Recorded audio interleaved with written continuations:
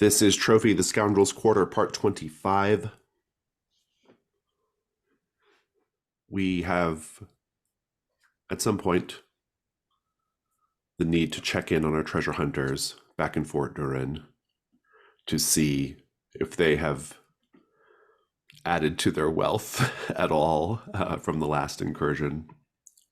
We also have the mystery of what happened to Cassian at the Huntsman's Manor. Cassian, who just disappeared, just slipped out the back door or something. We don't actually know what happened to Cassian, and I suspect we're going to find out at some point, but not yet. The Scoundrel's Quarter, of course, is the home to lots of different groups of treasure hunters, not just the four of you. And today, at least, we're going to be checking in on one other such group in a different part of the world, trying to make their way, trying to find treasures in order to satisfy and fund their hubristic drives. We're playing Trophy Dark. Let's meet these characters. Our new round of characters, starting from left to right on the Character Keeper. Rob, do tell us about Raphael? Raphael is a sellsword and retired soldier. Sellsword probably includes a bit of light banditry and, the general nefarious occupations. He has skills in athletics, defense, surprise, and tactics. His drive is to give his betrothed the present they crave.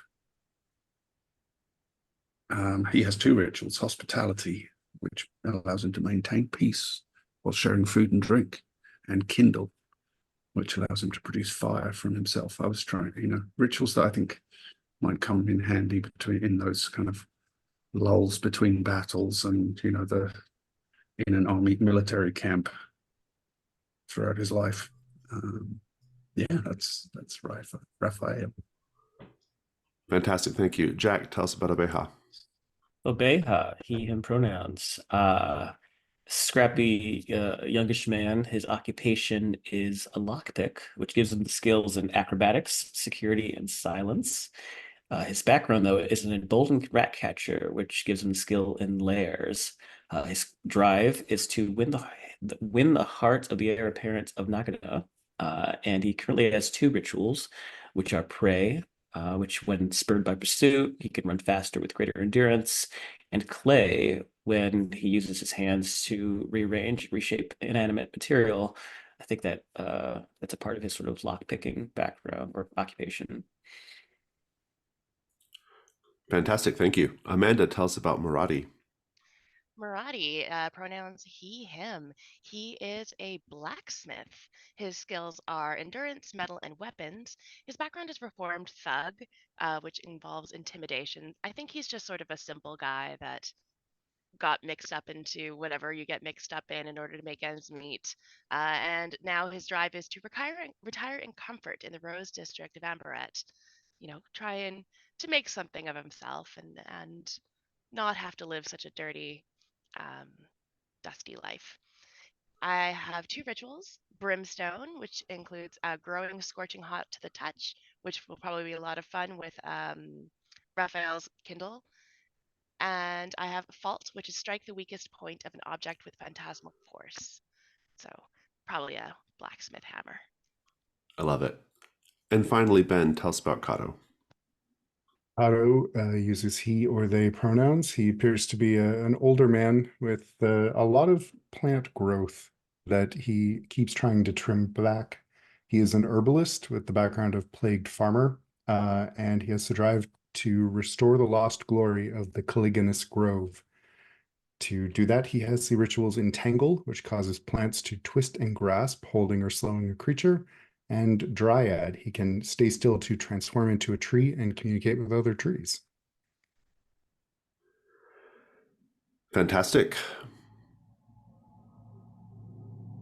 These four fellows will be setting out to plunder the lands of decadent nobles in an incursion called the Plantation.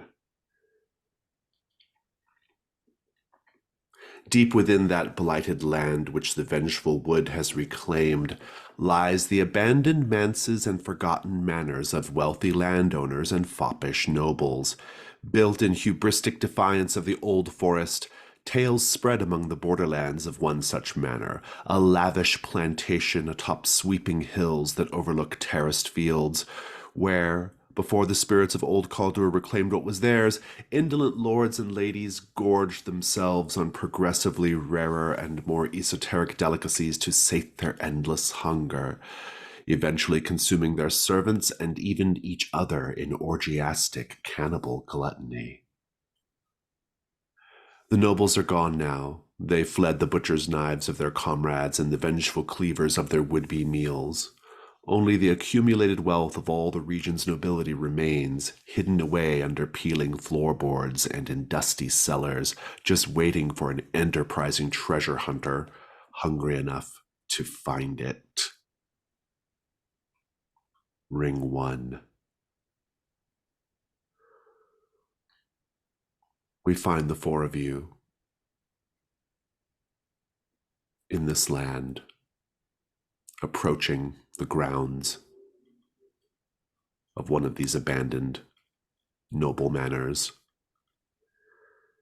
Still a bit away. At one point you come across a pack of starving feral hounds snarling and snapping over a bone. The author of our tale does not deal in subtleties when it comes to the themes that we'll be dealing with today. Let's just have the scene with the 4 of you having arrived.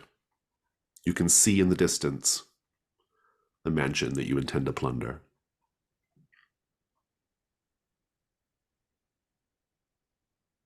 I think with Obeha's background, being an emboldened rat catcher, it meant him sort of taking unique positions when scouting. And so I think that he's been up in the trees, sort of looking ahead at everything. And I think he sort of just like shouts down about the scene that he sees before him to the others. And not very subtle, but he'll sort of leap down out of the treetops, sort of doing the crouching 3-point land in front of Maradi. It's like a ghastly sight out there. Quiet too. Well, if you don't count all the other things that are happening. Quiet is good. What other things? I think I just heard some crunching sounds. Don't let your imagination get away from you. You'll start I can't. seeing things in the dark. I can't afford to have an imagination. I think Kato has been standing. I think everyone will have noticed that when Kato isn't actively moving, he is very still, too still.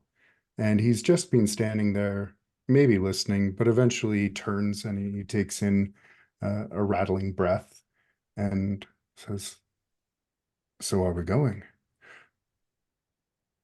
Yeah, we're going. We've come all this way. I'm not turning around now just because Abaya thinks he heard something crunching.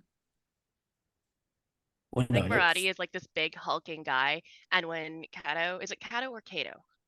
Kato. Kato. When Kato does move and start talking, I think it does startle Maradi a little bit because it's one of those things where if you're not moving, I don't really see you, like a Jurassic Park T-Rex. I think he shakes it off. Well, let's get going then. just for the record, I don't think I heard anything. I know I heard something. And yet none of the rest of us have. And you can't be any more specific. It's not very helpful, is it? Well, it's helpful in the way that perhaps we should be more discreet when we approach.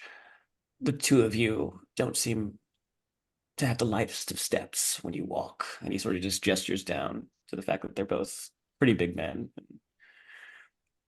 Have I heavy think our feet are footfalls. like sunk into the dirt a little bit. Oh, I can be quiet when I need to be quiet. Perhaps start now. You all make your way down the road a bit, looking for a path that leads up to the manor house. You're coming across a copse of trees, on the other side of which are noises coming from there. Perhaps noises that Obeha heard.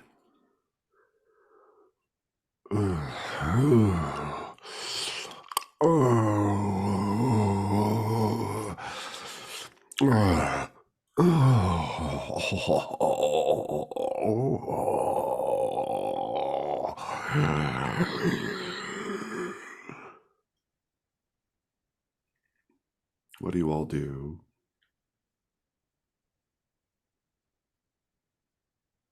I think Raphael kind of wrinkles his nose in disgust, but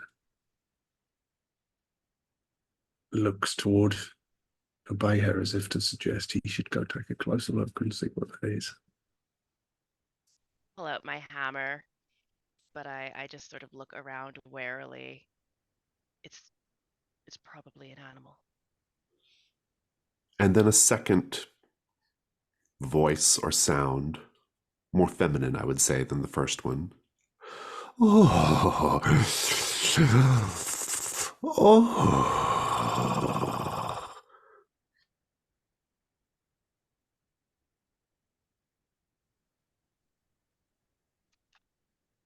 Well, look. Oh, well, now you believe me, right? Fine. I didn't not believe you before. I just thought you could have provided a bit more detail. Well, I'll go ahead, and should I return, when I return, I will provide it.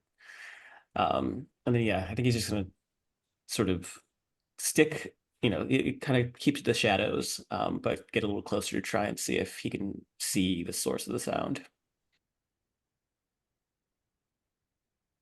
I think because you have a skill in silence, I'm just going to let you have this. I'm not going to make you roll. You come around the corner, looking into the clearing that these trees were covering. Here on the far edge of once manicured grounds, you see a group of time-worn, we'll say, noblemen and noble women, garbed in shredded, gore-encrusted, and mud-smeared finery. They are hunched over the bloated, fly-shrouded corpse of a massive pig. They are stuffing handfuls of raw meat, viscera, and entrails into mouths full of rotting teeth, heedless of blood and other effluvium that spatters their painted faces and powdered wigs. Perhaps important to your efforts and endeavors, their necks, wrists, and waists are bedecked with jewelry of gold and precious stones, their pockets and undershirts stuffed to spilling with coins and gems. Obeha, please make the ruin roll. Yeah, that sounds about right. Oh, we need a die roller, don't we? Oh, we haven't. Okay. Can somebody link me to it?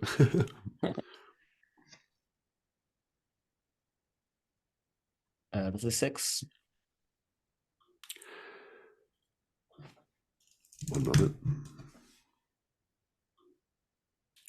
On a 6, your ruin goes up because your current ruin is lower than 6. And so you go up to 4. And you are owed a condition, which I will give you in a moment. But what are you thinking and feeling as you see this gruesome display? The thing that hits him first isn't the sound or the sight, it's the smell. It is, even though they're a good distance away, this whole clearing just smells of meat, rotting meat, and viscera. And I think he has to hold back he gags a bit, kind of clutching his chest and his throat. And then he sees them. He sees little glints of of finery in between the blood and the gore. But I think that seeing them so just ravenous and single-minded in their hunger, he part of him gets excited because he thinks that they might be easy marks, but the other part of him is like scared because it feels unpredictable. He hasn't seen anything like this before. Sometimes the forest blesses us with incredible powers of repression and delusion.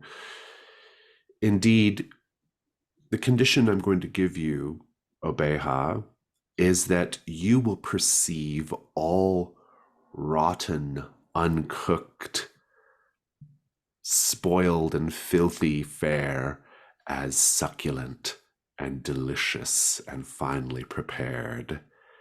Indeed, as far as you know, this is just a group of nobles, fresh-faced, beautiful, enjoying an afternoon picnic at a table they've had set out for the purpose. What do you do? I think to reflect that then, since I had mentioned him sort of seeing the glittering finery, I think he's almost pulled in by those pinpoints of sparkling lights of pearls and gold and jewels. And he becomes almost like just as single-minded as them about their hunger. And in his eyes now, the smell is just kind of a perfume to be ignored, and the gore on their face is nothing but just kind of like cosmetic or makeup. The nobles are eccentric always, and they do things, and this is just their way, and none of that concerns him anymore. This meat is fine, but he's really here for this treasure. Obeha, one of the nobles looks up at you. He has a beautiful piece of rare seared meat on the end of a polished silver fork. He's holding it up, and he looks at you and he says, "Ah, a visitor. Please, we welcome all around our table. Join us, join us." He looks back at where the others should be, but then sort of just keeps moving into the clearing and says, well, thank you for the invitation. This looks like quite a fine meal that you've made for yourselves." One of the women says, "I apologize that we don't have people to wait table. It's just us having to fend for ourselves out here, like pioneer people." And she puts in front of you a beautiful cut of suckling pig, roasted, glazed, delicious looking, smells savory and wonderful. Do you dig in? He looks at it, and he can hear the buzzing of flies, but it sort of fades out when he looks back up and sees I mean, you're outside. What are you going to do? Yeah. Insects. And he sees like the sort of like copious amount of pearls and jewels on her neck, and like it lights his eyes up, and he remembers why he's here. And so he sort of just like sucks it back, and he takes a bite. Meanwhile, the rest of you will overhear the people greeting Obeha. You will maybe hear noises of Obeha joining them. All seems okay. What do you do? Well, seems like he's found some friends. Let's go take a look. He was paranoid a moment ago, and now he's jovial. Bit moody That's a that good way. sign, isn't it? Suppose. Oh, come on. Hato, you're our resident naturalist. Is this sort of party, this sort of picnic, normal for this area? The type of animals one would hunt here? Plants. You He'll must know animals. he'll turn to look at you, and he looks almost confused for a moment, and then he just says, "Perhaps." Helpful. Thank you. Almost as If helpful we're as a bear, going, this one. we should go. I'm going to put my hammer away so I don't appear that intimidating as we walk up. I don't want them to think that we're coming to start a fight. And yeah, I think I'll lead the way.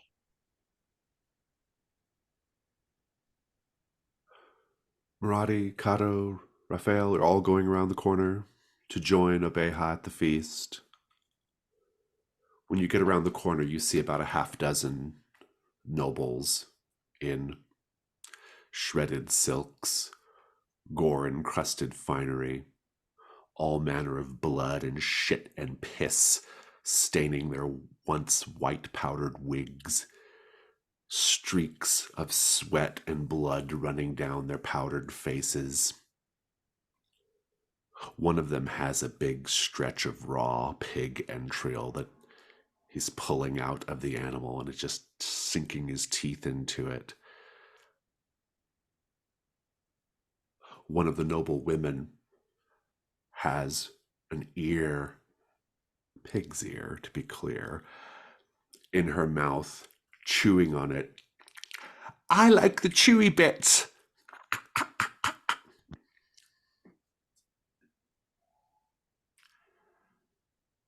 My lords, my Scoops ladies. of meat and all manner of bloody grotesqueness is happening at this table.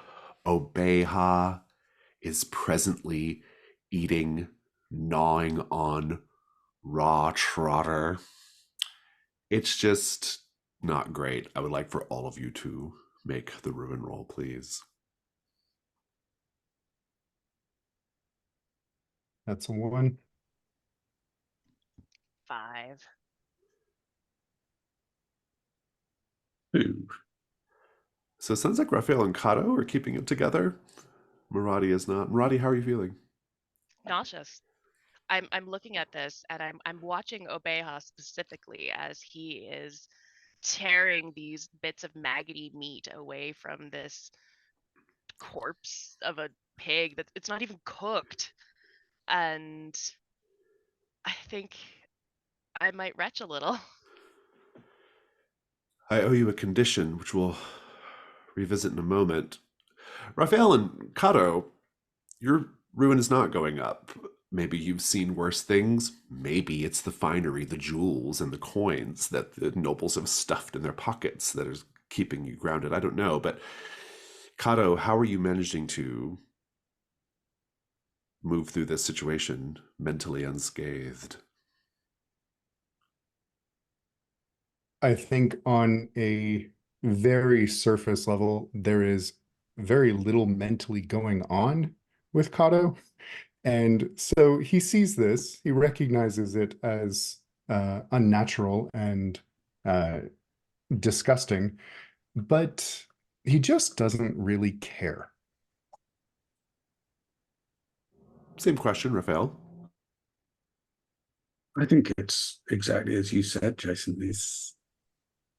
He's seen some pretty horrible things in his time and always suspected that the great and the good were, when it came down to it, pretty disgusting in their own way and capable of all kinds of depravity. So, but more than anything, the jewels and the gold on display here catches eye more than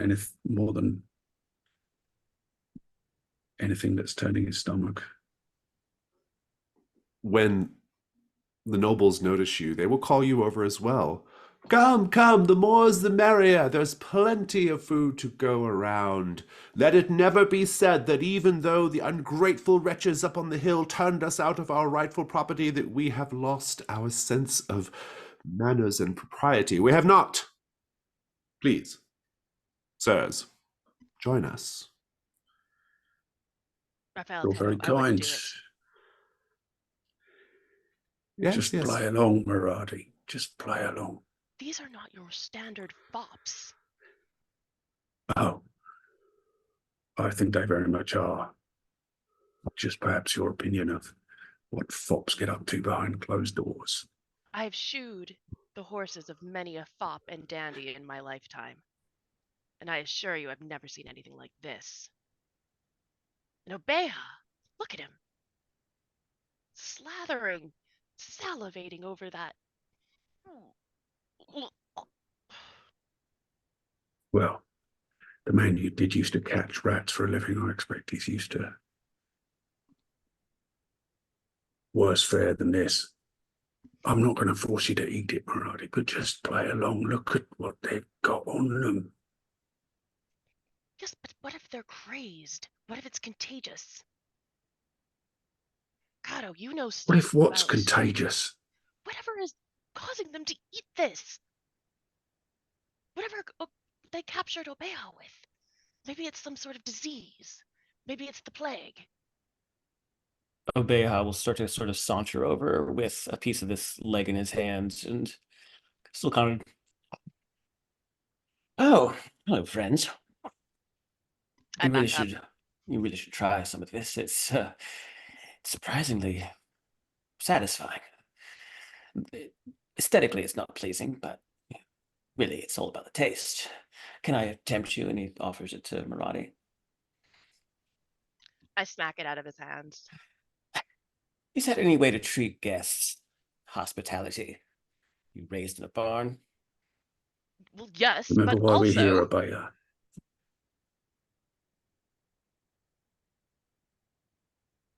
I think Kato's just going to go sit down. Kato, you sit down, and one of the nobles is whispering something to one of the noble women in her ear, and you can see her tittering. And then she just bursts out with laughter. And when she bursts out with laughter, a spray of maggots just flies in your face, Kato. Make the ruin roll again, please. That's a 6. Now I seem to have gotten to you. How are you feeling? Yes. I think it's less that Kato is disgusted by this and more that these maggots, this material might throw off the delicate balance in his system, this ecosystem that is his body. Tell Just us what as a you look like. foreign invader. What do you look like, Kato? Kato he looks at a distance like a tanned old man, but when you get close, it's dirt. He is encrusted in soil. And he has various bits of plant and fungus growing on him, perhaps even under his skin and sprouting out. He doesn't look well. And these maggots, they are not part of his biosystem. One of the noblemen, he sitting next to you, Kato, he has his nose pressed up against your shoulder.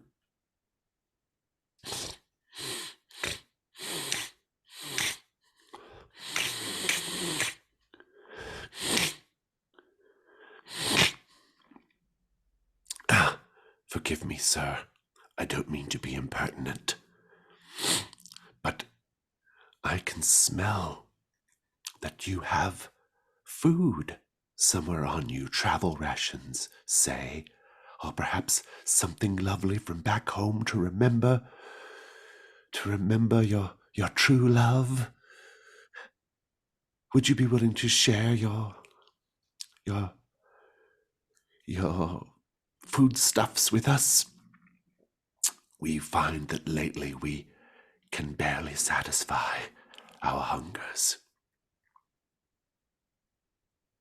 I think after wiping as much of the maggot-ridden mess off of his face as he can, Kato will look at him a little curiously and just kind of reach into his cloak and snap something off, and he'll pull out a fairly reasonably sized like plate mushroom.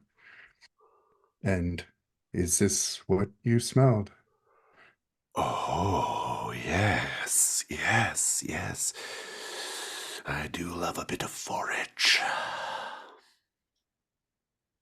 Enjoy. Mm. And he takes the mushroom and he...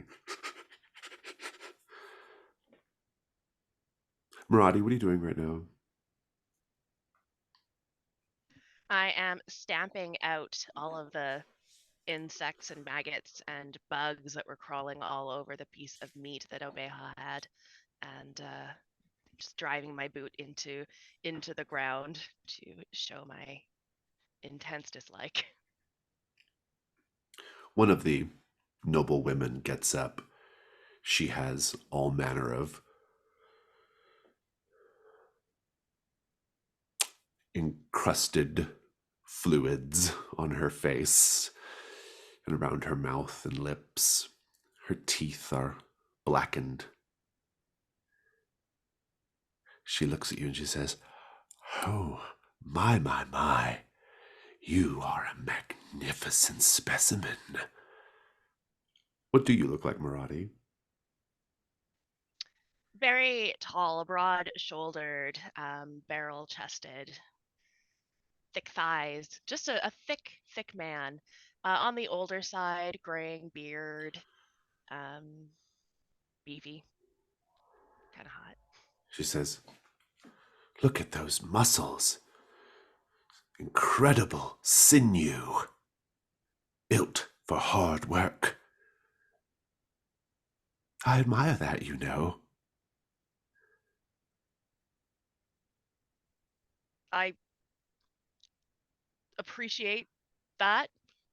I believe, and Mariah's not comfortable talking to women. I believe that you should, and I'm going to pull out a kind of stained handkerchief. It's got grease on it a little bit, and I'm going to pass it over. You have a little on your face. She says, "Would you mind if I touch it?" Talking about your arm, your bicep, What do her hands look like? covered in bejeweled rings.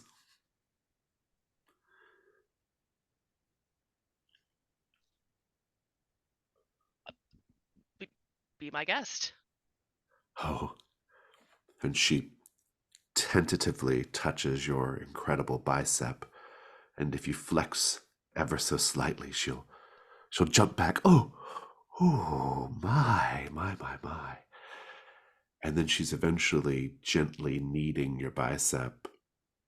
I'm going to move one of my hands over on top of hers, also gently, in a way that I'm hoping isn't awkward, but mostly I want to test to see how loose the rings are. Probably pretty easy to get off because she's probably not super well nourished. I don't think she even pays any attention to it. But you do see her, oh, let's say, suggestively tracing a crusty fingernail across your bicep. And you see she's actually tracing a dotted line, a blue ink dotted line that was not there before. He says, "What does this tattoo mean? What is this?" I don't know. This was. I'm going to try and wipe it off.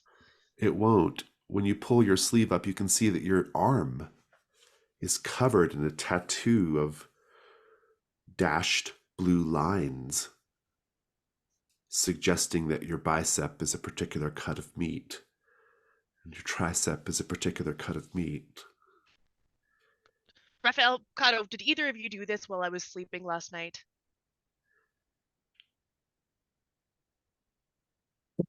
I don't believe so. Obeha? Sorry, what? Think, yeah, I I'm don't trying to like scrub it off with dirt and leaves. I don't habitually carry tattoo tools with me, Marathi. Well, it wasn't there before. So it must have been one of you.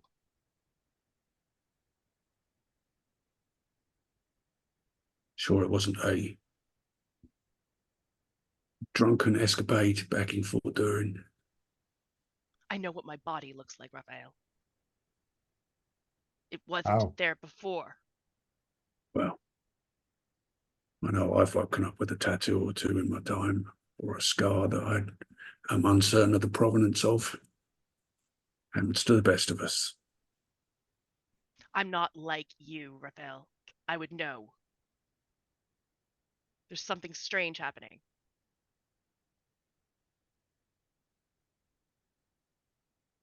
Let's just make the best of the situation, shall we? Speaking of making the best of the situation, these disgusting nobles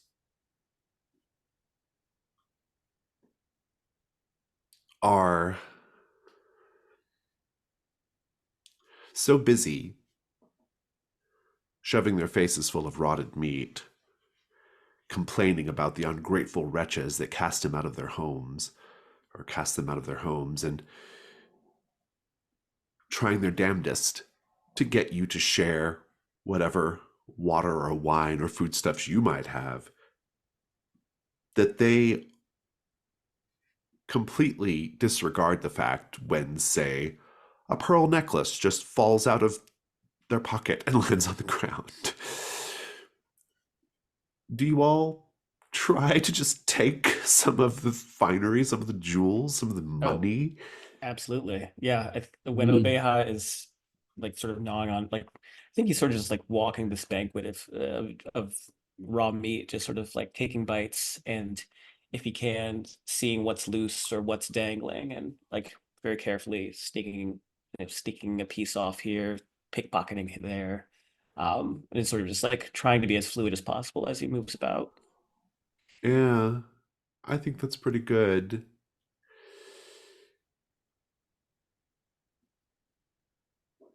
Raphael, Mm.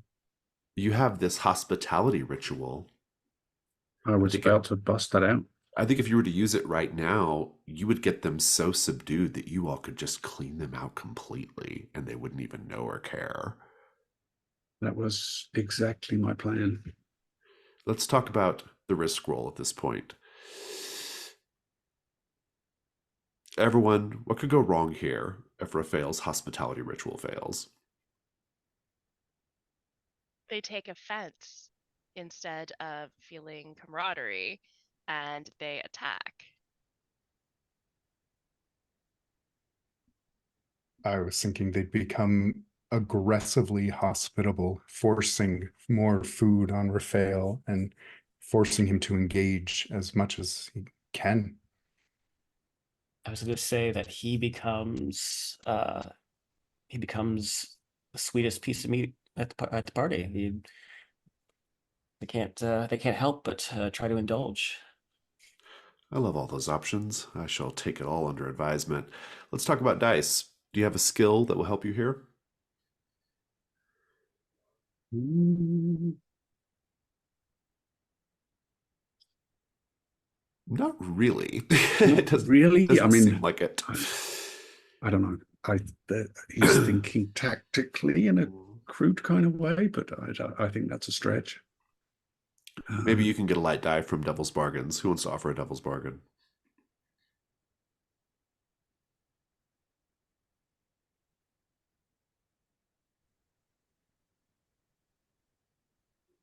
No matter what, to get the choice jewel from a noblewoman, you will have to give her a full-on mouth kiss. Love that. Damn, it's good. Um,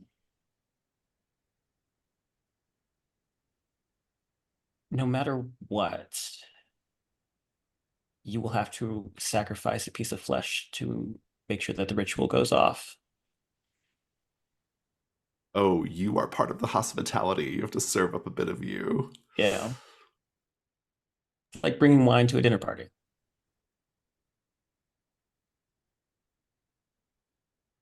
Yeah, I like both of those. I can't top either of those. I want one of those to happen. Two horrible choices, Raphael. Which do you want? If any, Right. maybe you just roll a dark die here and see what happens.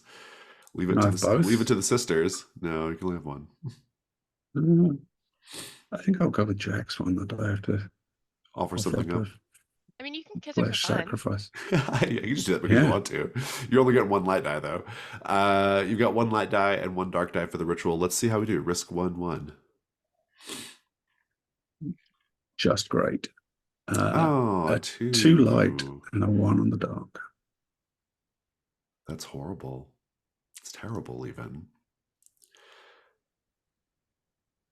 If I were to narrate the fail, you would all discover that these nobles and noble women are much more dangerous and brutal than their foppish, diminished countenance would have you believe. Indeed, they would grab Raphael and push him down into the table, and with their bare hands begin tearing into him, hollowing him out, much like the poor pig on the table. But of course, Raphael, I assume you're going to add a dark die to this and try I again. think I will. Very well. 2 light, or 1 light, 2 dark. 6 light. 6 light. You have to offer a little something of you for the hospitality to go off, but it will work well enough to where you all will be able to clean this group out. I want to know ultimately what the party looks like from your vantage point, each of you, after this hospitality ritual gets in place. But Raphael, what does the ritual look like? I think it's really just Raphael talking a lot and engaging in such kind of bonhomie and comradeship that it's, that in itself is kind of weaving a spell of companionship and brotherhood around the shared food. And it's almost like, does he even know that he's working a ritual, or is this just how he behaves in these kind of situations?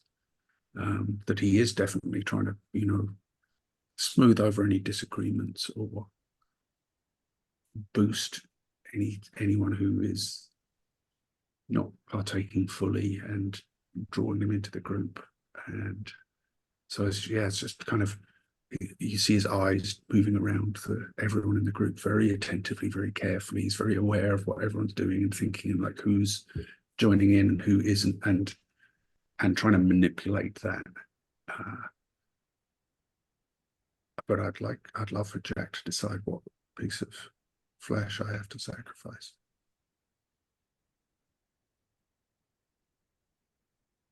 So many options. I'll give you 2 to choose from. Since you are casting this ritual verbally, you could sacrifice your tongue to make it more powerful. Or if you want to go light, we'll just say a finger.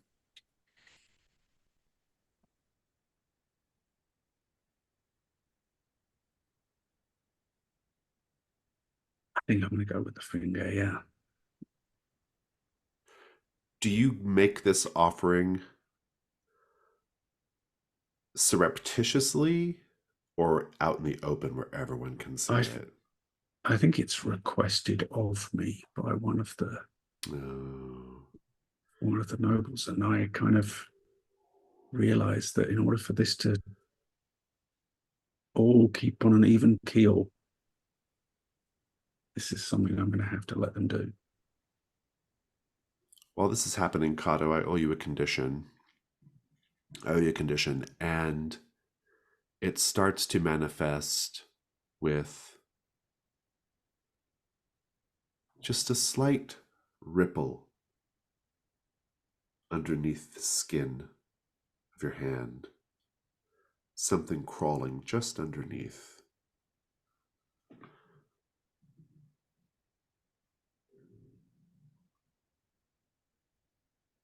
The party is going great.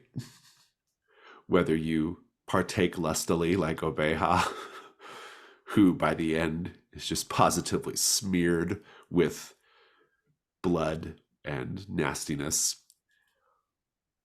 or whether you keep a distance looking at your arms and hands and other things that are happening to you, whether you just straight up cut off your own finger like poor Raphael just did.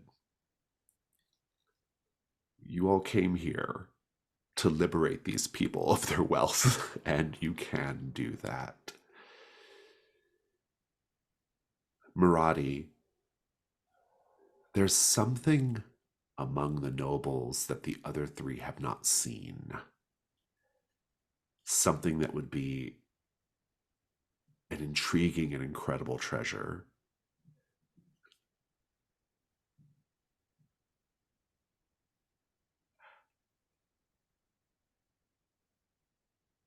What is it? And do you tell the others, or do you just keep it for yourself? I think it is a piece of parchment that is still rolled up and wax stamped, and the wax stamp has the seal of royalty on it. So clearly, this is some sort of royal summons or royal message. And I think I'm just going to take it and put it in my pocket. Interesting. Interesting indeed. Very well, very well. If everybody else wants to just narrate a little bit of the party, we'll keep going after that. From your vantage point, how does it go, Kato? Otto, I think, conspicuously doesn't eat any of the food put before him, but he will happily provide a bit of shelf fungus or maybe a leaf here or there to anyone who seems like they could use a little bit of something green in their diet. But he is clearly distracted by something happening in his arm. Every time he looks, he can't quite see whether there's actually anything there, but he's certain that he's been infiltrated, and it is distracting him.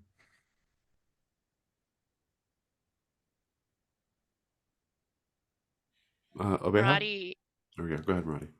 Marathi is sort of walking around the group, around the picnic area, not engaging in food at all, trying to stay as far away from it as possible, and also as far away from the people that are dirty and grotesque, and they're just stuffing their mouths over and over, and their stomachs are becoming distended, and it looks like they're going to burst. Marathi does not want to be near when that happens, which is how he notices that there is this parchment um, just off to the side and is able to snatch it without anybody noticing.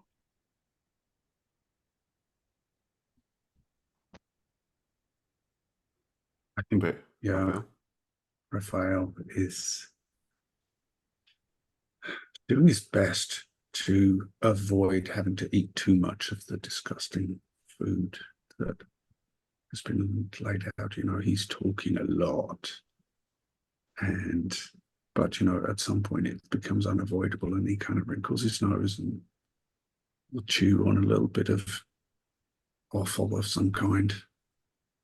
He's certainly been in desperate situations in his life where he's had to eat rats and what have you, so it's not completely alien to him. But yeah, I think at one point we see him with one of the noble women, and he's has his arm around her and is literally just like pulling an earring from her ear as she kind of chews on the flesh of his finger, and there's a snap as the bone breaks, and you see him like wincing, but doing everything he can to avoid shouting out in pain or doing anything that would disrupt the atmosphere. Obeha has been sort of working the party almost, just sort of moving around this banquet, um, picking pieces here and there, picking pieces of jewelry here and there. But he sees that one of the noble women has uh, this gorgeous yellow diamond necklace, and he knows that the heir apparent of Nagano, she adores yellow diamonds because they're a rarity.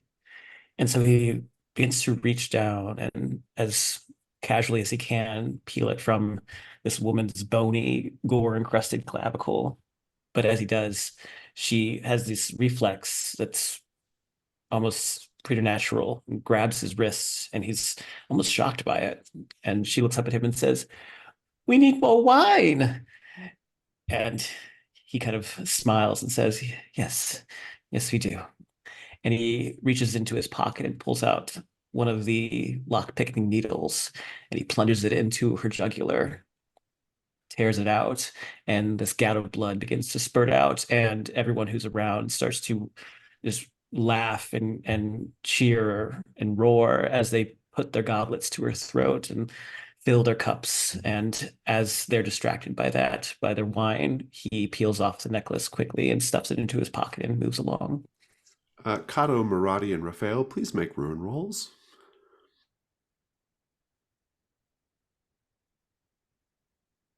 Another 6.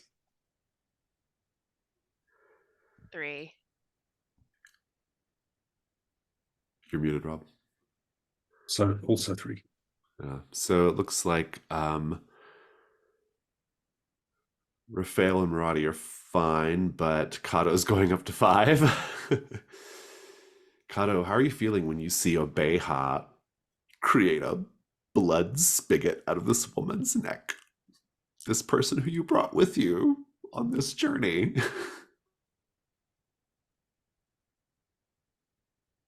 I think there is a very clear thread of fear that starts to run through him, that he's so close to accomplishing what he wants, and knowing that they have someone so dangerous and untrustworthy and disgusting in their midst. He doesn't know how he's going to continue on with Obeha. A little spurt of this woman's blood spatters near your hand, Kato, and you see wriggling within the blood a small maggot. And that's when you feel your own skin crawling, figuratively and literally.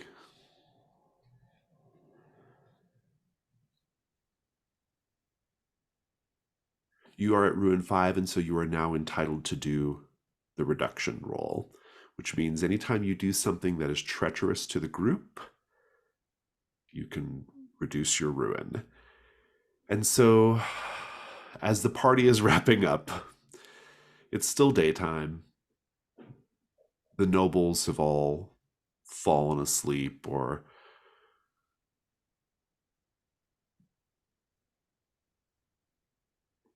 they've either all fallen asleep or are bracing themselves as they vomit up the contents of their feast, or they have quite literally split open and are dead.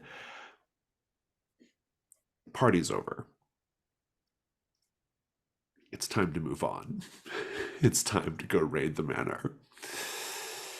But Kato, what are you doing? I think Kato is going to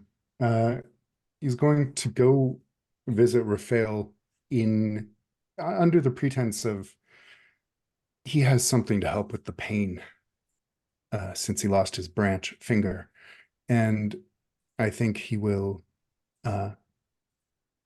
say, as he's trying to ease Raphael's pain a little bit, Obeha killed that woman very quickly.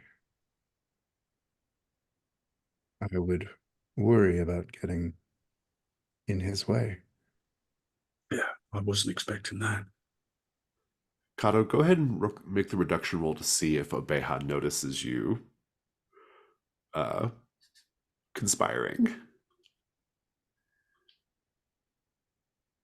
That is a 2. Goes unnoticed. Goes unnoticed, and your ruin is back down to 4. Sorry, keep that scene going. I think perhaps we should leave while he is preoccupied. Well, I've made company with worse men and him in my time. Dedication to a task at hand like that could prove useful. I trust you to make the correct decision if the time comes. Oh, I'll have my eye on him, Carter. Don't worry about that. Then he'll just hand over a strip of bark with some pain-killing properties and turn. Sometimes the nose knows which way to go. As you leave the party, you can perhaps pick up the scent of cooked meat rather than this rather raw affair that the nobles were overseeing.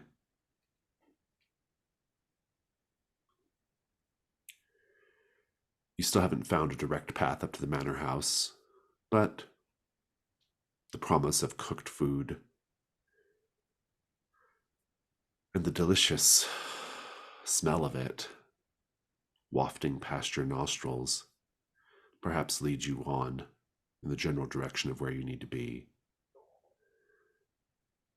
Eventually, you come upon an overturned stagecoach that looks to have been torn apart in a frenzy. Suitcases and bags of shredded and discarded finery are strewn about the road. The moldering, maggot-infested corpses of a pair of horses are still lashed to the wagon. The charred body of a footman is strung up under a tree, skin crisped black as the bark of an oak. A cook fire still smolders beneath the body, fueled by the remnants of muddy, ashen silks and satins. Everyone make a ruin roll.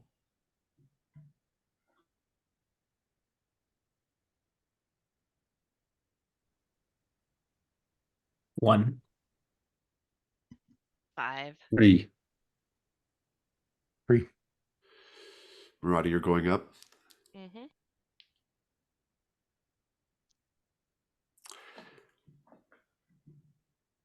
Maradi, you will notice that maybe you've been checking yourself as you walk along, these butcher's marks have started to appear all over your body. Your powerful pectoral muscles are particularly marked out to be a choice cut. How are you feeling upon seeing this poor charred footman strung up over a cook fire?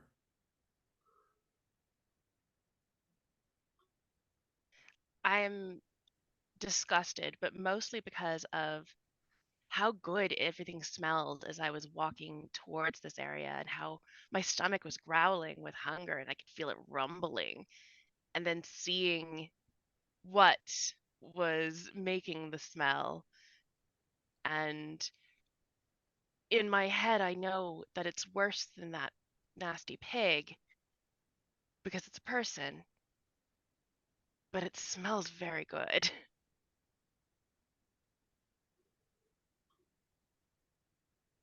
A question for you all as you look upon this scene.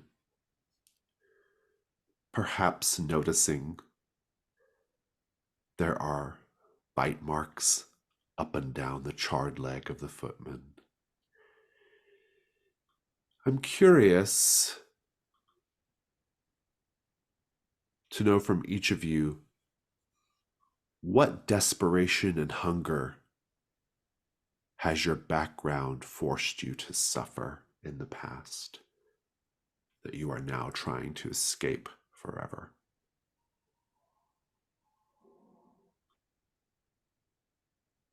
I think Raphael spent cold, wet, hungry days without number, marching on an empty stomach, camping out with his fellow soldiers with not enough to eat.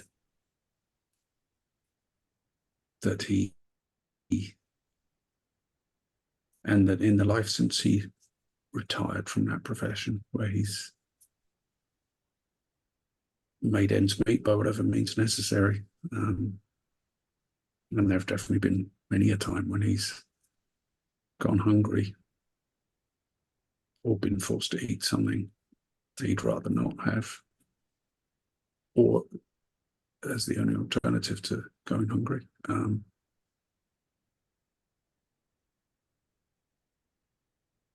Yeah, he's had enough of that life. He can deal with it, but he'd rather not. Yeah, as my stomach is growling, I'm remembering the times back when I was in prison when we would go days without receiving any food, the prisoners, and when we did, it would be cold, watery gruel and stale pieces of bread, not enough to really sustain you, but enough to keep you alive.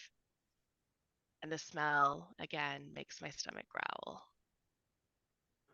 I would also point out here that you are at Ruin 5 and now entitled to do the reduction roll as well. And Kato, you remain entitled to do the reduction roll even though you're no longer at 5.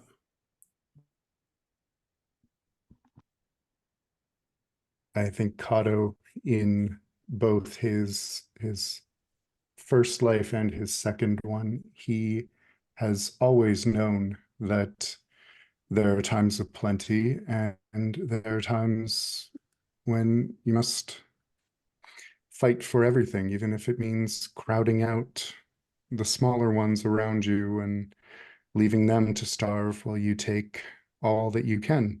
And he seeks an escape from that. He seeks only to survive and thrive and grow again. And he will do what it takes to accomplish that. For Obeha, it is a recollection of a time where he was surrounded by great wealth, much like the noble folk here have or had until we robbed them. But he remembers his time as a rat catcher, but he wasn't catching rats in the traditional sense. He came up from the charcoal district in Amberette and was serving the various crime organizations there. The rats he was chasing and catching weren't the four-legged kind. They were folks who owed debts, who spoke out of turn against certain bosses. And despite the fact that he was so effective at his job and so determined to make a name for himself amongst these criminal organizations, he always saw them at their tables with their finery and their jewels and their feasts and was never thrown a scrap. And he recalls those times and he remembers sticking the needle into that rich woman's neck and taking the jewels from her, and how many times he wanted to do that to all those gangsters and crime lords in the city and never could. Obeha, because of your condition, you might not even view the strung up footman as something fundamentally grotesque and unappetizing. What do you view it as?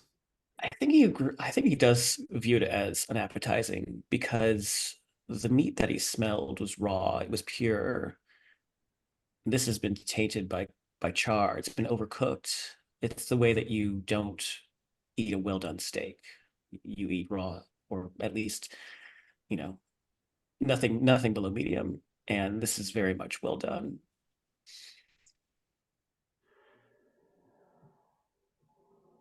Perhaps you take a moment to rifle through whatever is left behind in the overturned stagecoach, the emptied out suitcases, maybe even rifling through the pockets of the dead man. But in any case, you move forward, and so passes ring 1. Let's take a 10-minute break.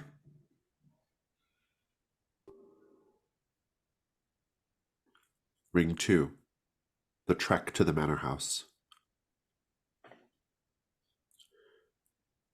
You all eventually emerge into the irrigated rice fields between you and the plantation's manor house.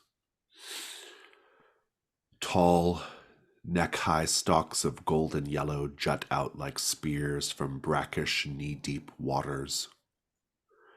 Overhead, the sky is ashen, and the air is thick with smoke that billows up from scattered fires throughout the fields. Everything smells of ash and charcoal. The faint, coppery taste of blood is in your mouth. The air is filled with the maddening, unending buzzing of flies. At one point, Raphael, you step on a twig and it bursts like overripe fruit beneath your boot, spilling what appears to be a fine mist of blood from it.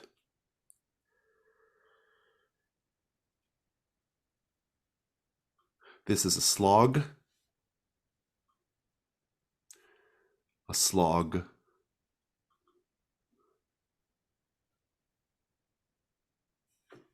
choked by smoke, deeply unpleasant and difficult. Who's leading the way?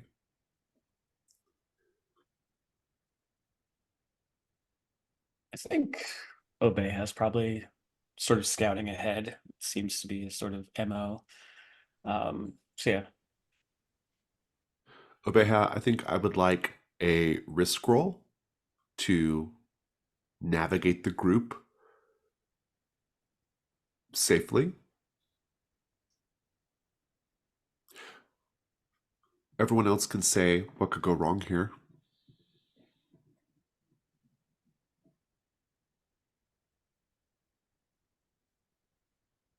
You get us endlessly lost in the forest forever.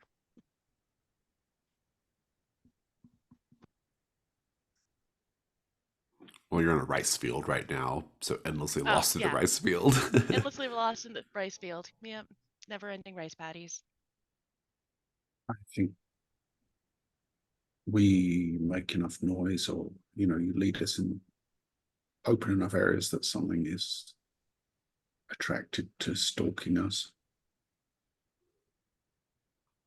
Something in amongst the rice shoots grabs you, and none of us notice. I like all those things. Do you have a skill that's going to help you out here, Obeha? I was thinking security, also silence. I like silence if you are moving ahead quietly. Yeah. Security in the sense of looking for safe paths. I think between the two of them, I buy it. Go ahead and take your first light die. Everyone can make a devil's bargain as well. My devil's bargain would be fairly simple. You lead the group through a smoke-choked portion of the rice paddy that causes the group to be separated from each other.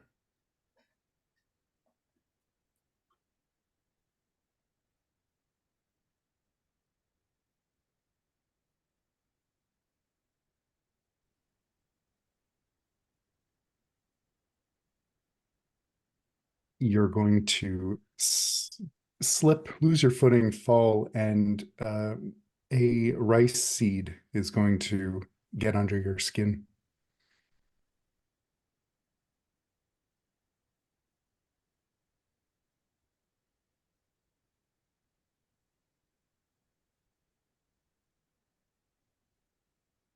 Yeah, I was thinking if we're like wading through rice paddies, then leeches start, are kind of unavoidable, and maybe taking a bite from any or all of us.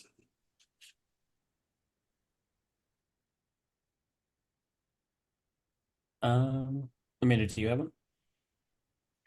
I'm gonna go with splitting the party. You have 2 light dice for now. I don't think you need to add a dark die necessarily yet. So go ahead and roll 2 light. Let's see what you come up with. 6 light. 6 light.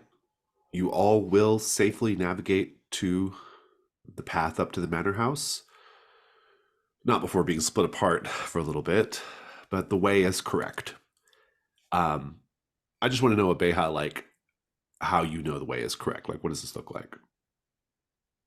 Following my nose. I feel like being here and indulging in this orgy of cannibalism has sort of made my senses, has awoken them to a certain degree. And so, even though I'm sort of trying to funnel out all the kind of like char and all the other smells that are around me, um, I think that the other scent that I'm pretty keen on is the scent of treasure, the scent of gold, especially. And so I'm sort of, I know it's there. I know it's in there. I just have to find it. And so I'm just pushing through. The rice stalks are tall, the smoke is thick, the ground is soft and wet. You're all eventually split apart from each other, maybe not by huge amounts, but if you reach left and you reach right, you cannot find your companions.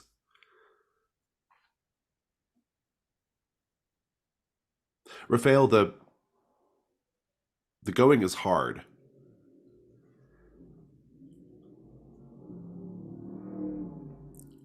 What is weighing you down? And why can't you afford to simply discard it?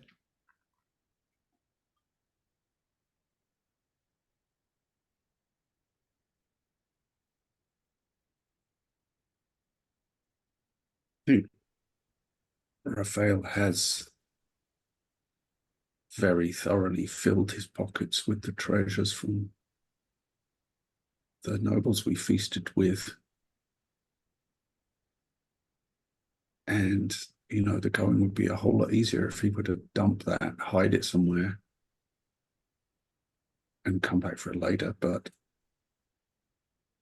I don't think he feels comfortable doing that with the others potentially watching where he hides it. He wants, especially Kato, who is too quiet, too, out of all of them, he's the one that Raphael understands the least. The others are rough, mercenary types like himself to a greater or lesser extent. Kato is confusing. Kato. So, yeah, he's not going to let anything go from his pockets. And also his finger hurts, man. Kato, there is something beneath the surface. Something beneath the surface of your skin. Something beneath the surface of the water. You occasionally kick your boot against it and feel it swimming away or scrambling away. Every now and then you feel something giving a tentative, testing tug to your pant leg. What do you do?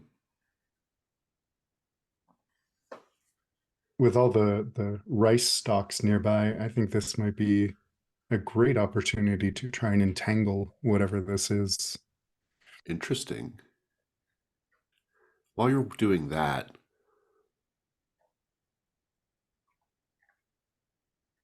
Maradi, you can see that Raphael is having a hard time of it. You catch glimpses of Kato, clearly bothered by something in the water. Up ahead, you can hear Obeha calling you in the direction you were meant to go. What are you doing right now? Just before we left the picnic, I did see Kato and Raphael speaking to each other low in whispers. I didn't hear what they were saying, and I know that Obeha has been corrupted somehow by those nobles. And I don't trust any of these people now. We still need to all go in the same direction, but I don't want them to know where I am. So I am going to use my ritual brimstone, grow scorching hot to the touch, while I'm standing in these rice paddies to cause steam and smoke to help camouflage me in the other smoke so they don't know where I am. Interesting. What are you hoping to accomplish by separating or by hiding yourself? I want to get there first. Oh, very good. I like this. I think this is really good.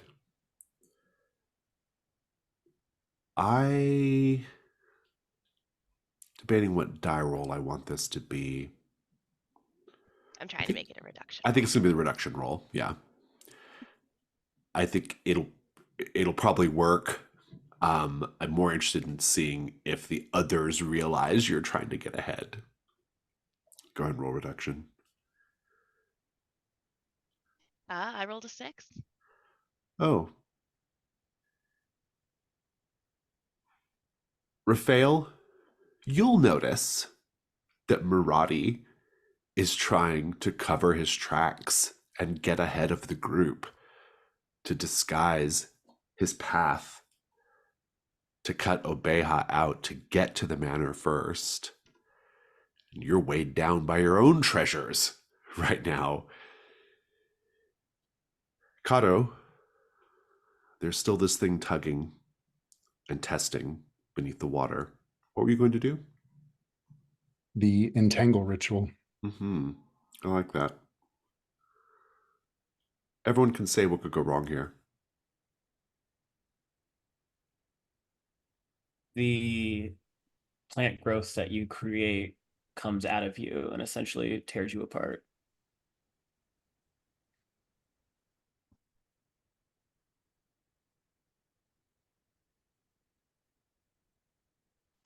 Yeah, that's pretty good.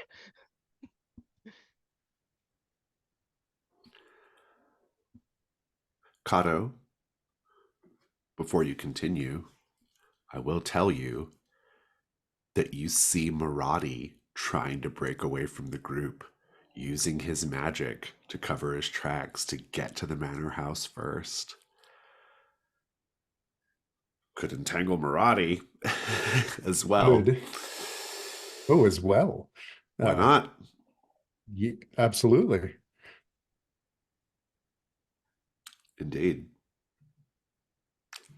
Anybody else have any thoughts on what could go wrong with this added complication or this added layer?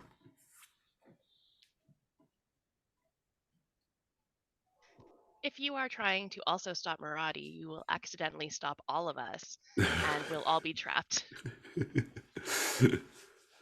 Just attract attention. Yeah. If we're squabbling amongst ourselves, making noise, making big clouds of steam,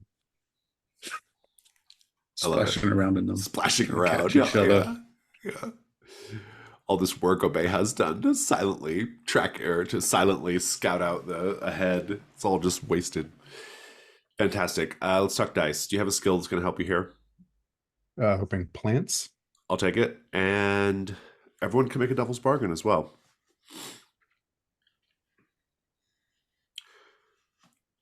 My devil's bargain will be... My devil's bargain will be that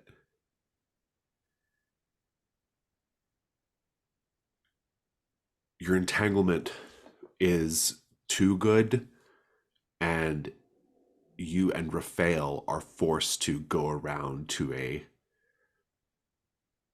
thicker, deeper, wetter part of the rice paddy to get around it. No matter I'll what. say, Go on. go ahead, Jack. No, go on.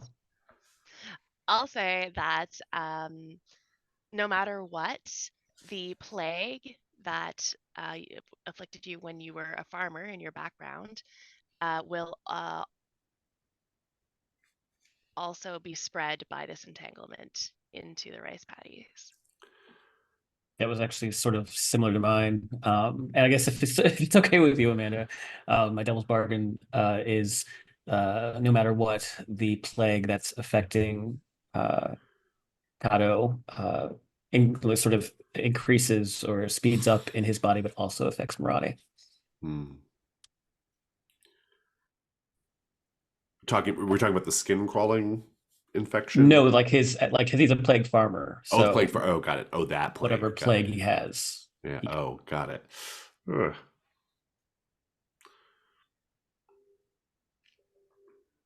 Rob, any offers?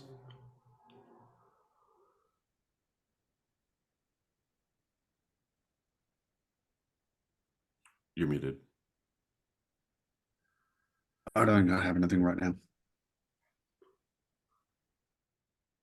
In that case, I think I would go, if it's okay with Amanda, I might like to spread this plague a little bit. Sure. Sounds good. You know I love it. Fantastic. Okay. 2 light dice, 1 dark die for the ritual. Let's see how it goes. So I think we see him break off a branch of something, maybe just below the collar of his cloak, and he drops it in the water. And that's 5s across the board, so 5 5 dark. dark. Does it make your ruin go up? It does. Your ruin goes up to 5. I think the complication is that I think you kill all this rice as well. Whatever you do, you just like, it's just, this plague is spreading. You entangle the creature, you entangle Maradi, but you can tell initially that you're spreading this plague because the rice field like begins dying before your eyes. I think that would probably also trigger a ruin roll, regrettably. Although your ruin went up though already. No, your ruin already went up. So we'll hold for that as far as that goes. But I do want you to describe what all this looks like. I think he drops this little piece of a vine into the water and watches as it burrows underground, almost like a living thing. And as you can see the effect of it stretching out, touching the roots of the rice as it goes, because the rice starts dying, drooping. But as it does, those the dead fragments wrap around whatever it is underwater and slow it down, and this continues out through the paddy until it reaches Maradi, where it does the same thing, falling over him, wrapping around him. And Kato will approach Maradi and just look at him a little curiously, and he'll freeze for a moment. And I think that's when Maradi knows that the man that Kato is dead. And he looks at Maradi and says, "Welcome to the Caliginous Grove." And just starts walking again. So how is Maradi's body changing? What's going on here? Me or Maradi? Whoever wants to answer it. I think the grove is growing in Maradi like it is growing in Kato, and how that affects Maradi, I'll leave up to Amanda. Yeah, I think the parts that are wrapping around my skin, they're strangely enough following the same lines Oh, they're of all along the the lines. Yeah, tattoos. that's good. Yeah, And they're digging they're digging in, like in. how Yeah, roots dig into the ground. Am I still very, very warm due to my brimstone? I think so. Yeah, Yeah. yeah, yeah. Probably not hot enough to burn this off, but I think this is all enough to trigger a ruin roll, though. oh yeah. It's a good thing I just lowered mine. 6. 6. So Maradi and Kato are both back up to 5. Fantastic. Raphael, the treacherous members of the party did not betray you, and you were able to slog through the rice paddy. Obeha, you were probably mercifully away from all of the rest of them, making your way through. You are the first to get through the rice field. Eventually, you all emerge from the rice fields. Maradi, it'll take some time for you to cut yourself free, or however you free yourself. You will all eventually find yourselves scattered, but within eyesight of each other. The remnants of a largely eroded road lead up to the manor house, flanked at each side by withered willow trees stripped to the bark. The trunk of each tree has been charred by flames, and almost every other tree has a corpse tied or nailed to it. Like the footman's corpse from earlier, these bodies have all been gnawed upon. Unlike that of the footman, these corpses appear to have been flayed first, and the teeth and hair have been removed. I would like for each of you to first make a ruin roll and then answer, what do you think of those that jealously hoard riches while others toil away in poverty? Whoever wants to go first, please roll and then speak. Well, I got a 3, so I don't think it goes up. Nope. But sort of as touched upon with the last flashback, uh, Obeha has no mercy or pity for anyone who hoards the wealth. He has fought his entire life for table scraps and hasn't even received that from the people he worked for. And coming up from the Charcoal District, the poorest district in all of Amberette, he has seen what poverty can do, and he has seen the kind of negligence that the rich have, and so I think that he seeing these bodies, seeing this char, seeing these toothless men and women, their bodies stripped of any kind of hair, flesh, or riches, I think he feels like it's justified.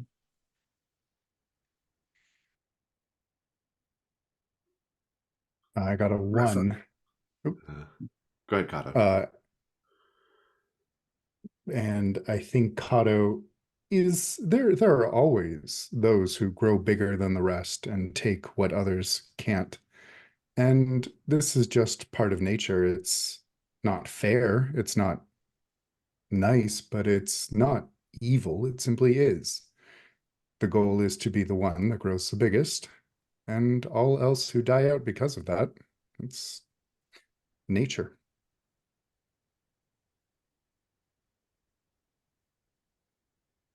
Yeah, I think Raphael got a 3. So he's good. Pretty similar to Urba. Yeah, he feels that those who hoard wealth make themselves targets for those who would take it from them, and that's the way of things, and more than they deserve.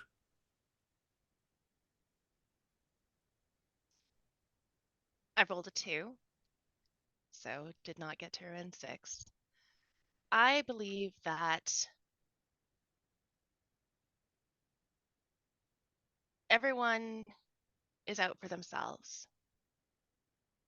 We 4 are out for ourselves, even right now.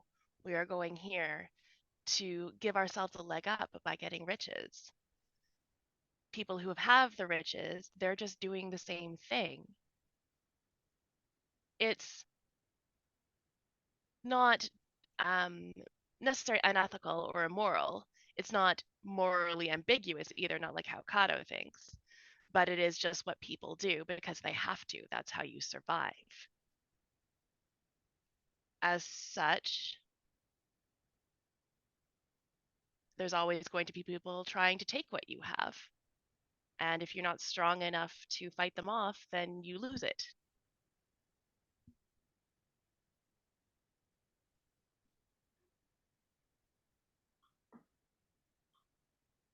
We see our 4 treasure hunters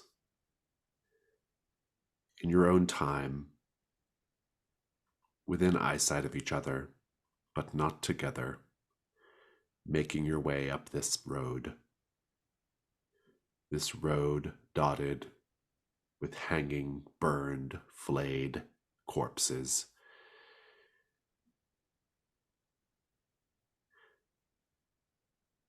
And the looming neoclassical monstrosity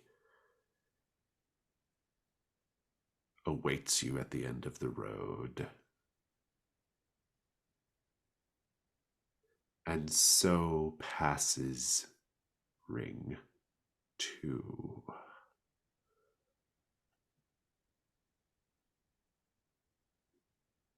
And so passes our time with this group of treasure hunters.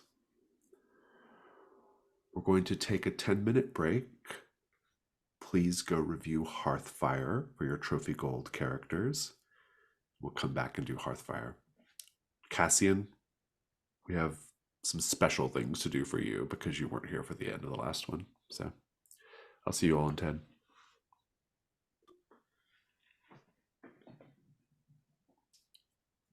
What happened to Cassian? Cassian suddenly was not there to back up Berwyn in his duel. Cassian missed the group feasting, joining the hunt. More than one character coming back considerably changed from when they left.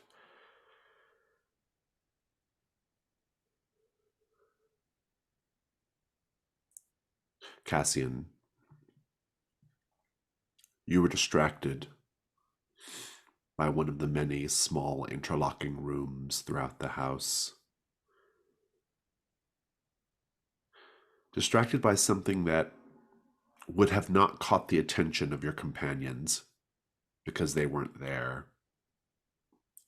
They weren't there back when you learned the power and significance of constellations and the night sky. You found a room painted, draped in dark midnight blues, a ceiling black like a night sky, indeed painted with pinprick yellows of stars, a night sky that is not the night sky of your world. You took the time to draw and note down this night sky and add it to your notes. You can add to your found equipment constellation or star pattern found at the Huntsman's Manor. The entire time you were there doing this, the purloined painting of great power, the ecstasy of remuneration in the house of pleasure, the whole time the painting was singing. But not singing to you. It was singing to the Starlight Serpent egg.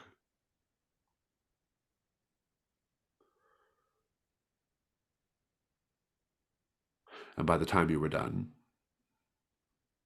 your companions, you saw them out a window, were walking across the yard, quite naked, ready to return to Fort Durin.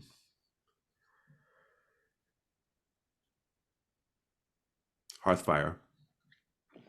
Before we begin Hearthfire, or to kick off Hearthfire, I should say, everyone please meet your burdens in gold and treasure in order to continue. If you can't do that, please let me know. Torum, are you able to meet your burdens? How much can I sell spices from an overturned cart and a beast-bitten skull for? Nothing. those have no gold value. They have some value, but not enough to help you meet your burdens. I don't want to sell Lady Peril's rose because I want to return it to her. Did you have any hunt tokens left over? I did not. I don't want to sell Lady Peril's ring. I might have to sell the polished hand mirror that can show me things not seen by the eye. You have gotten a lot of use out of it, and it would reduce your burdens as well. So, yeah, and it kind of doubles up in some ways on Lady Peril's ring. Does in a sense. Getting rid of that reduces your burdens by 1 and gives you 2 extra gold, and so you'd be able to meet your burdens. You have to meet your burdens of 7, but then reduce it. So I think that puts you at 6 burdens with 1 gold to spend, basically. Alina, are you able to meet your burdens? I have no gold and no hunt tokens, but I do have a bunch of treasure. So Okay. I'm going Start to spending it. What do you got? Yeah, I'm going to get rid of the 4 crystallized embers that I have. They're 1 gold each. Very good. I'm also going to get rid of the sky metal glaive that we've been using over the Very past good. little while because I can't manage it anyway, and that's 1 gold. So that meets my burdens right there. Fantastic. Berwin, are you able to meet your burdens? I am. So I had 5 burdens. The 6 will make sense later. But yeah, so I had 3 Searing Spectre shards. Those were 1 gold each, so that's 3. I sold Nevin's boots, his leather boots for gold, and then I had his bejeweled dagger sheath that I sold for gold. And I'm also selling the painting, the Canadian school, so I can put some stuff in my hoard. Indeed, indeed. Cassian, you can cash in any tokens you had to apply to your burdens. Do you have enough treasure left over to meet your burdens? You cannot sell the painting yet, by the way. Right, that can yeah. be sold for an incredible sum of money, but it has to be sold to the right person. Yep, I had 2 hunt tokens, and I've also been sitting on an Amberette banknote that's worth 2 gold if outside of Amberette, Yeah, and the large gemstone from the Craghound for 2. fantastic. Burdens are all met. You can all unmark your armor. And at this point, we'll start going around the table to see if people want to do things for Hearthfire. If you have a household, you might as well stop by your household and clear conditions and things. We'll start with Torum, though. Torum, what do you want to do for Hearthfire first? You're muted. I'm in a pretty bad state for ruin, so I think I need to stop by my household. That will let you reduce your ruin by 1, and you can clear any conditions that you wish. I think I'll clear Weeping Wounds. Very well. The other 2, Horned and Queen Banmir's handprint, seem kind of permanent to me. You can add 1 memento from the Huntsman's Manor to your household if you wish. Just it can be anything you want, even something implied from the scenes. Just something to remember the Huntsman's Manor by.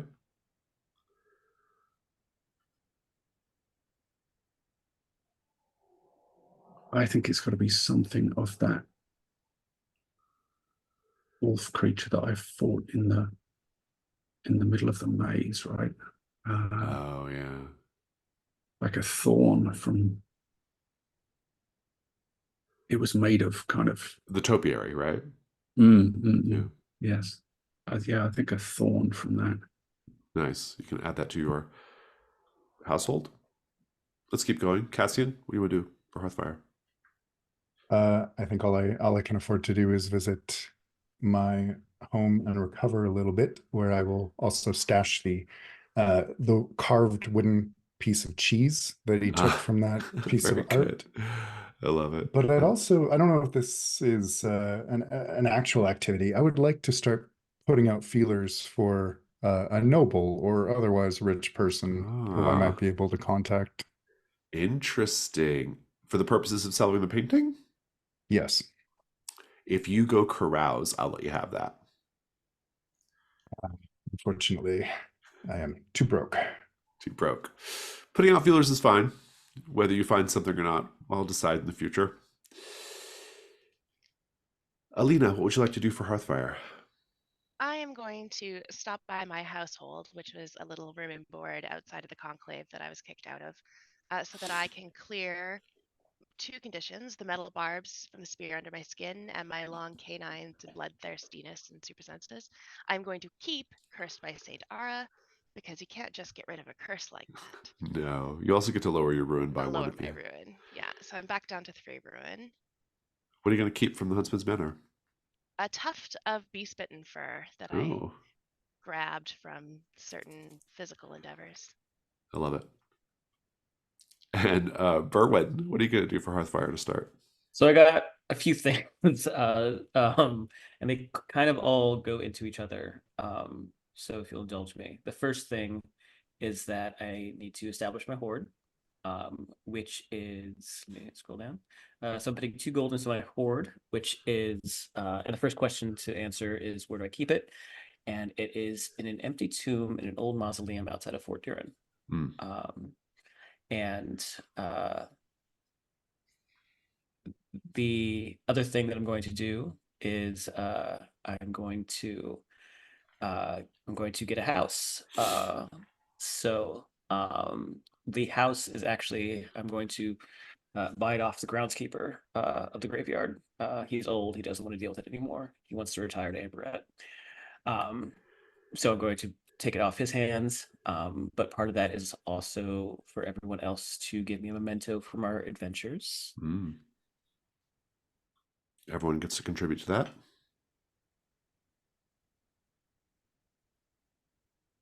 I'm going to give you one of the blank tarot cards.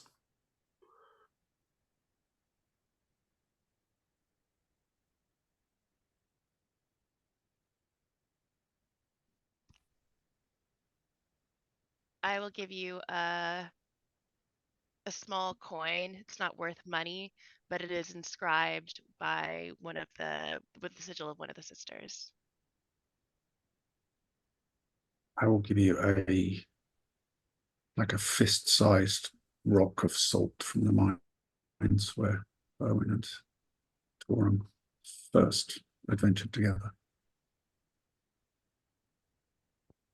Cassian, I think, will not give it to you, but at your new home, you will find a little carved icon of the old man of the woods.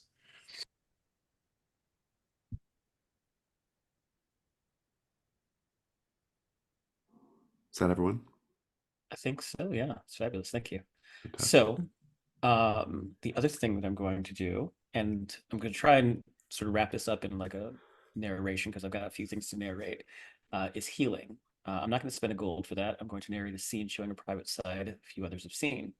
And part of my establishing a horde is to narrate a flashback to the moment my drive became important to me. It's so we see Berwin in this ramshackle little thatch roof hut outside of this old, overgrown, uh, ill-tended to graveyard. All of the tombstones are askew. The grass is way too tall, but it's fine. After he puts in, he finds this mausoleum, and there's a few tombs there. Most of them are occupied. He says, "Excuse me, sorry, pardon me," but he does find one that has been abandoned or unused, and so he puts his little pieces of gold there and makes his way back to his little hut. And inside the hut, we see him sort of relaxing, looking over his souvenirs, the mementos. And he's got his 9-pointed star medallion hanging up. And he's also, when he was out there, he managed to get some pieces of wood. And uh, his background is an artisan, uninspired. And we see him just sort of staring at this large piece of wood that he has in his studio, quote unquote. Um, And he's got his tools in his hand, and he's kind of like just chipping away periodically, stepping back. And he looks at the star medallion mounted on the wall near it, and he starts to meditate on it. And he remembers that fateful day, that night rather, the night that the star was burning so bright over Ambret, over the temple, that when he was waiting in line, he knew that he had to be here because, well, it was fated. It was, he had left his own hometown because he had no more passion for his art, for his craft as a wood carver. He used to create beautiful sculptures, beautiful pieces of art, but long he had been so uninspired that he needed to go seek some sort of even religious, spiritual connection. And when he was there at the Temple of Ramat-Ilznar, there was a line for different services, a menu, uh, one of which was to get married. And he had been a bachelor all of his life, and maybe love would be the thing that inspired him. And as he waited in line, a beautiful statuesque woman in dark armor, auburn, short pussycat hair, sort of just regaling everyone near her. She was this kind of magnet, really, this magnet of charisma that just, whenever you were near her, just pulled you in, and he was he was not immune to it. And they got to talking throughout the night. And as they waited in line, they had so much in common. They both liked songs and horses and animals. He doesn't really remember her name, but when they got to the altar, they were wed beneath that burning nine-pointed star, and he felt inspired again. This woman had instilled in him a connection back to his first love, which was art. And unfortunately, she ran off. She was riding some strange golden horse creature, and there were some other weirdos running about.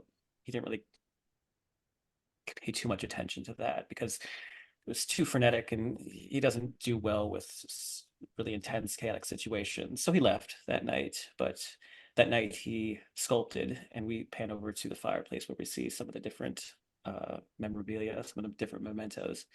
We see a little a carved bust of his wife, and that was the last thing he sculpted. But he's struggling again, and he's hoping that being able to journey out and experience new things will rekindle that passion, and hopefully he'll find his wife because he doesn't know where she is. Thank you. Let's go back to Torum. Torum, do you have anything else to do for Hearthfire? Yeah, I have like one gold left over. There's not, I'm looking through it. I don't see a way to reduce rune further. Is that not a thing? Healing, you spend a gold to reduce it by 1. Okay, I think I'm going to use my gold to do that. You can also narrate scenes. You can also narrate scenes. Like, you have 2 healing marks left. Narrate a scene showing a private side few others see, or narrate a scene showing a truly beautiful place in or near town. Mhm.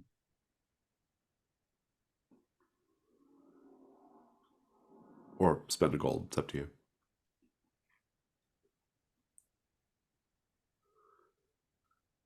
I think I'll spend the gold for now. Cassian, anything else to do for Hearthfire? Unfortunately, no. Unfortunately, no. Alina? Yes, actually. I am going to do some training and gain a new skill. So in Interesting. the training section, it says you have a mentor training you in a new skill. Each skill you acquire costs 1 burden and is added to the training section. Each time you do so, complete all of the following. So I am going to be visiting a prison just outside the Scoundrel's Quarter. The person I am visiting in prison, and I am let through, is Mother Yuda. She was a member of the conclave that I have been removed from. She was actually imprisoned for the murder of the head of the conclave of sisters, who she was supposed to protect. Her duty was to protect this woman like a bodyguard. And since Mother Omara, the one who was murdered, got killed, Mother Utah had to be imprisoned as punishment for that. But Mother Utah is like a mother to me and was an instructor for most of my life. I went into the conclave when I was quite young, and she taught me everything I know about the sisters and the saints.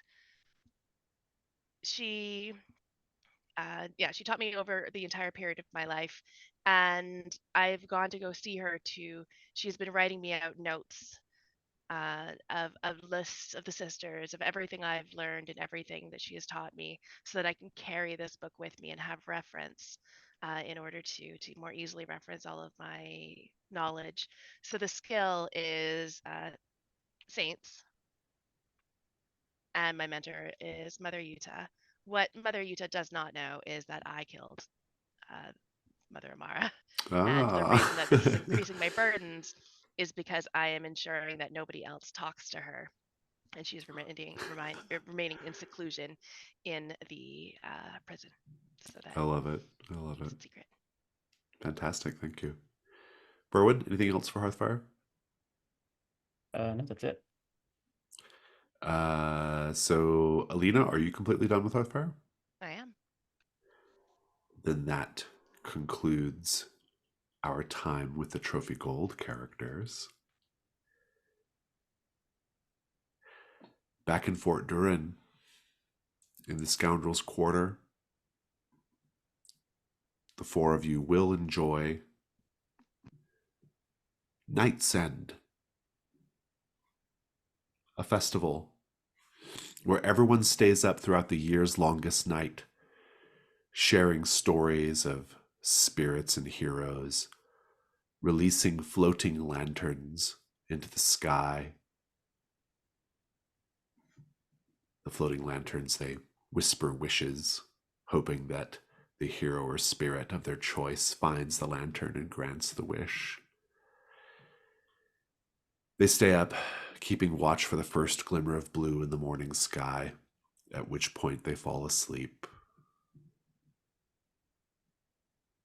Of course, back at the plantation, your character is exhausted and tired, having spent the long afternoon slogging through rice field, collapsing in exhaustion, infection, injury on the road up to the manor house, surrounded on either side by charred, strung up bodies.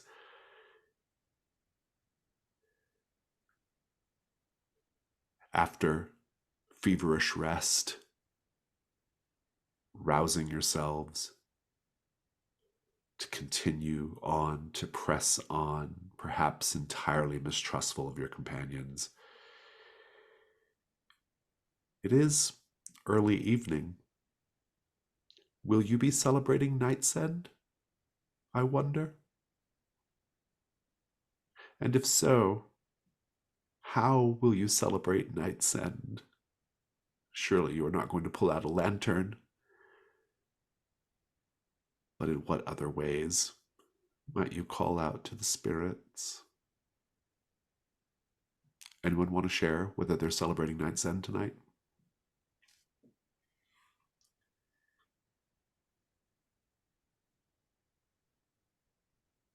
I don't think Obeya is. He grew up in a place where they weren't afforded that luxury of being able to just have a night to watch lanterns go up and carouse and lay about. He grew up in poverty and he grew up in labor. And so while those in Amberette were celebrating, he and his family and his neighbors were all toiling away, digging out charcoal and making sure their fires were kept lit. What about the rest of you? Anyone celebrating Nightsend? Maradi is a man of tradition. He holds the few traditions that are important to him close to his heart, and Nightsend one is one of them. He can't light a lantern. That would just give them away where they are. And he's trying to remain off the radar as much as he can, especially because he doesn't trust the other three. So I think he is just using his ability to endure hardship in order to force himself to stay awake despite how tired he is, to sit quietly and watch the sky until he sees that sliver of blue.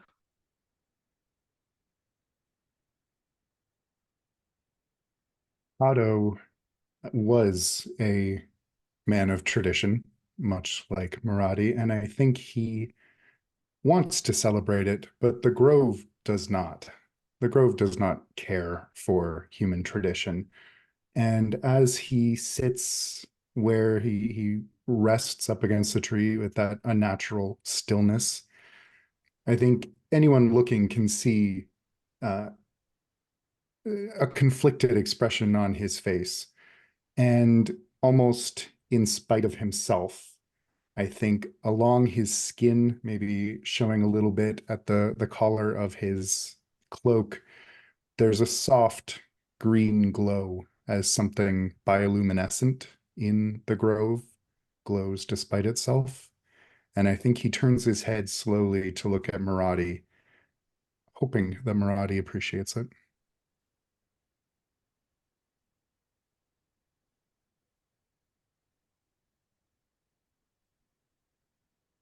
Raphael is, I think all soldiers are superstitious and, will never do anything to tempt fate. So he will quietly, without attracting any attention, in the fold of his cloak and copter in his hand, he will conjure a little flame with his kindle ritual and even close his eyes and mumble a word or two to ask the saints to watch over him.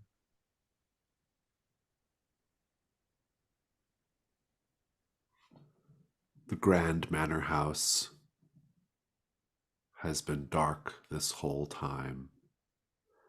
No signs of life on the inside.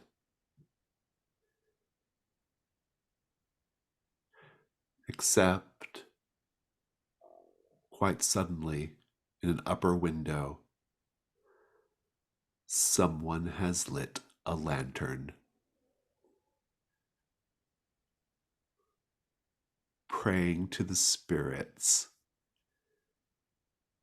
to deliver to them comfort and companionship.